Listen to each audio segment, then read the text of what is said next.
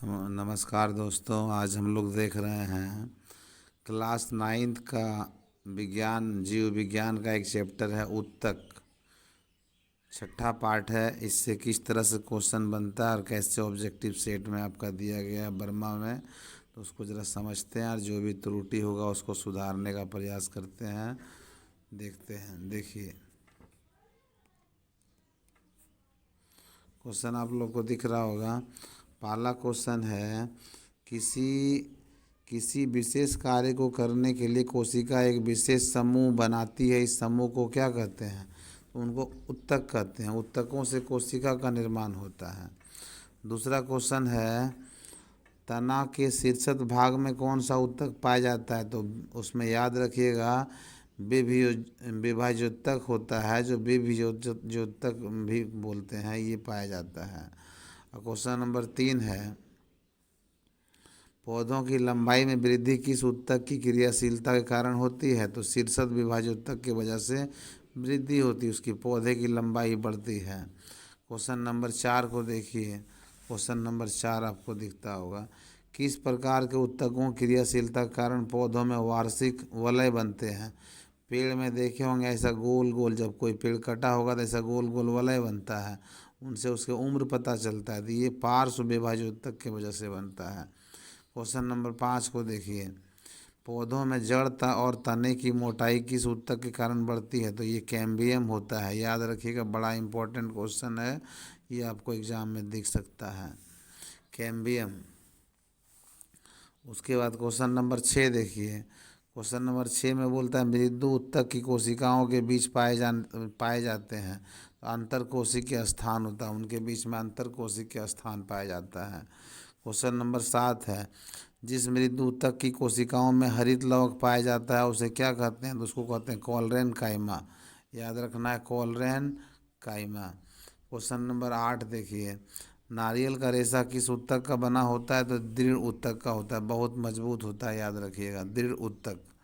Question number 9, पौधों में पत्तियों द्वारा बने हुए भोजन का संवहन पौधे के सभी भागों में कौन उत्तक करता है? तो पौधे में जो है पत्तियों में भोजन बनता है, भोजन को ले जाने और हर जगह पहुंचाने का काम फ्लोएम करता है, जबकि जाइलम का काम होता है जड़ के द्वारा खींचा गया पानी, जल, खनिज लवण को पत्ते तक या पौधे के हर भाग तक पहुंचाता है।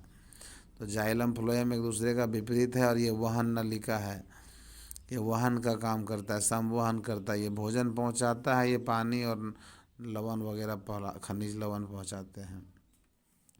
क्वेश्चन नंबर 10 देखिए, निम्न में कौन फ्लोएम का भाग है? तो चालनी नालिका जो है फ्लोएम का भाग है। क्वेश्चन नंबर 11 भी देखिए, निम्न में से कौन फ्लोएम का भाग नहीं है? तो ये स्नायु जो है, स्नायु को हम लोग लिंगामेंट भी कहते हैं, स्नायु को हम लोग लिंगामेंट कहते हैं। और ये जो है ये हड्डी से हड्डी को जोड़ता है, लिंगामेंट, इंग्लिश में इसका नाम लिंगामेंट होता है, याद रखिएगा। अस्थि से अस्थि को जोड़ता है लिंगामेंट, और अस्थि और मांस यानी कि हड्डी और पेशियों का जो जोड़ा होता है उसको कहते हैं हम लोग कंडरा या टेंडेंट। क्वेश्चन नंबर 12, जाइलम और फ्लोएम किस प्रकार के उत्तक हैं? तो ये संवहन उत्तक है। ये जिनका काम होता है, ये जो है जाइलम का काम होता है जल और खनिज लवण को पहुंचाना, और फ्लोएम का काम होता है बना हुआ भोजन को पौधे के सभी भागों तक पहुंचाना। क्वेश्चन नंबर हम लोग 13 देखते हैं। 13 आपको दिखता होगा, देखिए 13 नंबर में क्वेश्चन है, जाइलम में उपस्थित जीवित कोशिका का क्या काम होता है? तो जाइलम मृदु उत्तक होता है। ये इसका क्या नाम है पूछा है, तो इसका जाइलम मृदु उत्तक नाम होता है। ट्रैकिड्स पाए जाते हैं, तो ट्रैकिड्स जाइलम में पाया जाता है, ये भी याद रखिएगा। निम्न में कौन जाइलम का भाग नहीं है? तो चालनी नालिका जो है इनका जाइलम का भाग नहीं है। रक्त क्या है?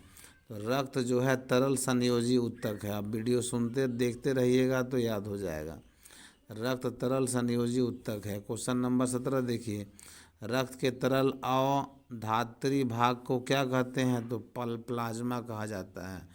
उसमें पानी की जैसा एक पानी पानी एक टाइप का कुछ होता है रक्त में, देखिएगा खस्सी वगैरह जब कटता है तो उसमें ब्लड जम जाने के बाद हल्का हल्का लिक्विड टाइप का निकलेगा। वो आपका प्लाज्मा होता है।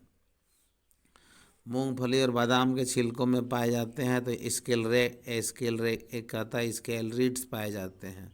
याद रखिए, जैसे कि आप लोग लीची खाए होंगे। लीची का जो होता है उसमें खाया जाने वाला भाग, मेरे ख्याल से लीची का क्या होता है, लीची का भूल रहे हैं शायद, देखिए चलिए 18-19 में आते हैं। ट्रेकिया और अंडवाहिनी में पाए जाने वाले ऊतक क्या हैं? एरिल, सॉरी, लीची में खाए जाने वाला भाग एरिल होता है। और जो है 19 में ट्रेकिया और अंडवाहिनी में पाए जाने वाले ऊतक का नाम होता है प्रॉक्सिमल एपिथेलियम। तो ये थोड़ा टफ चैप्टर है, याद करना पड़ेगा आपको। क्वेश्चन नंबर 20 देखिए, कॉन्ड्रियोब्लास्ट। कॉन्ड्रियोब्लास्ट जो क्वेश्चन है, कॉन्ड्रियोब्लास्ट कोशिकाएं किस ऊतक में पाई जाती है? तो उपास्थि में मिलता है। कॉर्क कोशिकाओं में पाया जाता है सुब्रीन। ये कॉर्क कोशिका जो होता है, पेड़ का छिलका होता है, उसमें सुब्रीन मिलता है। शरीर का बाहरी और भीतरी रक्षक आवरण बनाते हैं एपिथेलियम ऊतक बनाता है, याद रखिएगा। एपिथेलियम ऊतक बाहरी और भीतरी रक्षक आवरण बनाता है। रेखित पेशी मिल होता है ऐच्छिक।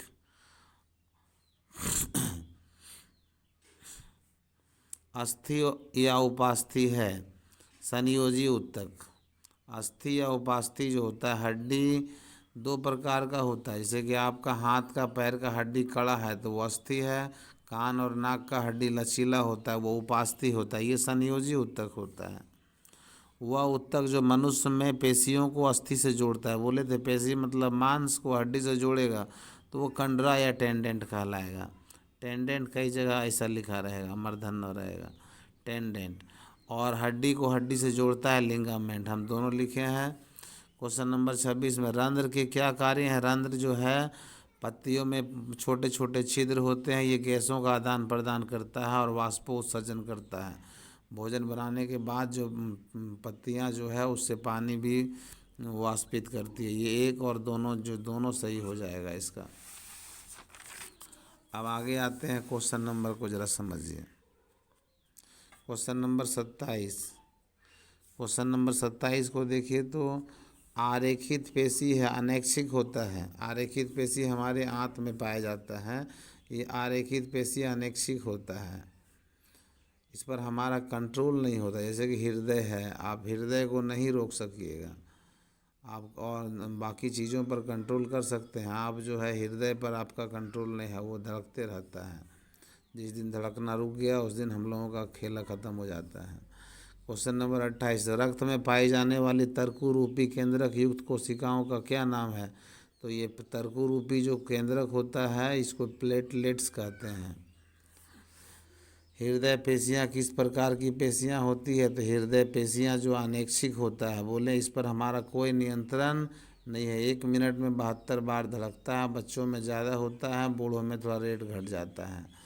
और जब हम लोग दौड़ते हैं तो इसमें गति थोड़ा ज़्यादा बढ़ जाता है। 1 मिनट में हम लोग 72 बार हम लोगों का दिल धड़कता है और 1 मिनट में 16 से 18 बार हम लोग सांस लेते हैं। 1 मिनट में आँख का जो पलक होता है हम लोगों का लगभग 25 बार बंद होता है और खुलता है।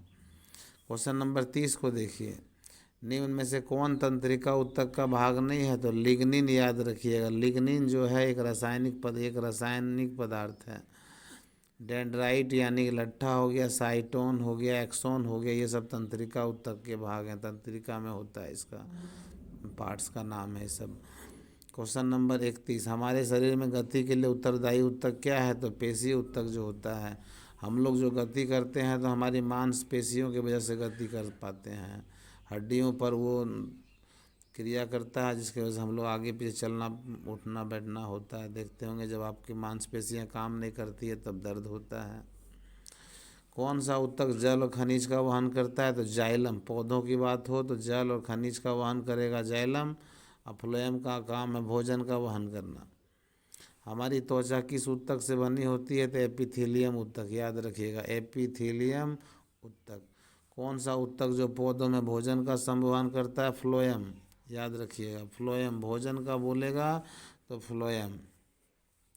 लिग्निन नामक रासायनिक पदार्थ पाया जाता है, ये दृढ़ ऊतक में मिलता है। बोले थे ये रासायनिक पदार्थ है लिग्निन। ये दृढ़ ऊतक में मिलता है। दो अस्थियों को जोड़ने वाला ऊतक, बोले थे कि दो हड्डियों को जोड़ेगा उसको लिगामेंट बोलते हैं। हिंदी में उसको बोलते हैं हम लोग स्नायु बोले थे, स्नायु मेरे ख्याल से बोले थे। स्नायु उसका नाम होता है, इंग्लिश में होता है लिगामेंट। टेंडेन का हिंदी होता है कंडरा, इसका होता है कंडरा, और इसका होता है स्नायु, याद रखिएगा। मृत कोशिकाएं पाई जाती है। मृत कोशिका जो होती है दृढ़ ऊतक होता है। जैसे हम लोगों के जो हैं बाल नाखून ये डेड सेल के बने होते हैं, तो बाल को काटिएगा तो दर्द तो नहीं होता है, नाखून भी कटता है तो दर्द नहीं होता है, लेकिन अब चमड़ा सही तो उखड़ जाएगा तो दर्द होगा ही, क्योंकि मृत कोशिका पाई जाती है दृढ़ ऊतक में। ये पेड़ पौधों की बात हो रही है। रेनवेयर्स जोड़ पाए जाते हैं तंत्रिका कोशिका में, याद रखिएगा। रेनवेयर्स जोड़ जो है तंत्रिका कोशिका में पाया जाता है। ये ऑब्जेक्टिव क्लास है, सब्जेक्टिव में आपको डिटेल से बताया जाएगा। दो न्यूरॉन के डेंड्राइट के मिलन स्थल को क्या कहते हैं, तो अंतर्ग्रथन कहलाता है, याद रखिएगा, अंतर्ग्रथन।